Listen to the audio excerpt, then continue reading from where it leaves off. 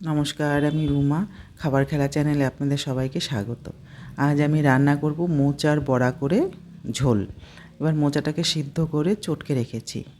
এর মধ্যে কিছু কিছু জিনিস দিয়ে ওটাকে মাখতে হবে। যেমন কিছু দেব গুঁড়ো মশলা, লঙ্কার গুঁড়ো, হলুদ গুঁড়ো, জিরের গুঁড়ো আর নুন।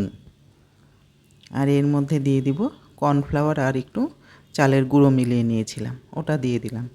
আর দিয়ে দেব আলু সেদ্ধ। সেদ্ধ আলুটা না দিলে ওটা মাখলে পরে ঠিক বড়াটা ঠিক ভালো হয় না, একটু আলু দিলে পরে ভালো লাগে ওটা খেতে। এবার সব একসঙ্গে চটকে মেখে নিব। আর এদিকে কড়াইতে তেল বসিয়ে দিয়েছি, আমার মাখাও হয়ে গেছে। এবার এগুলো থেকে গোল গোল করে বড়ার মতো ভেজে তুলে নিব।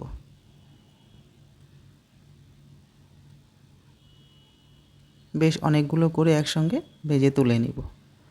আর এই ঝোলটা কিন্তু আমি আলু দিয়ে করব।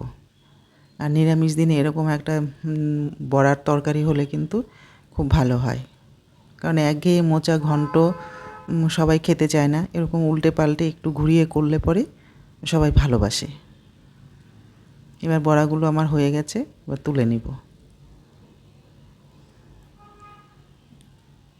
এবার যে তেল ছিল কড়াইতে তাতে জিরে দিয়ে দিলাম,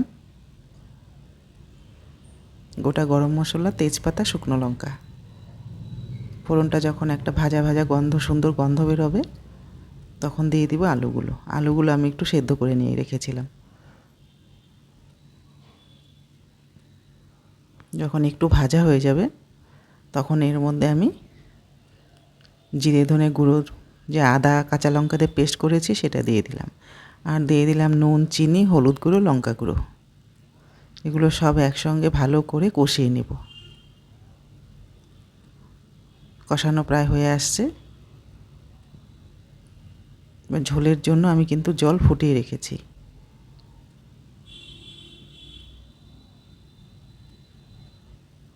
ওটা এবার দিয়ে দিব।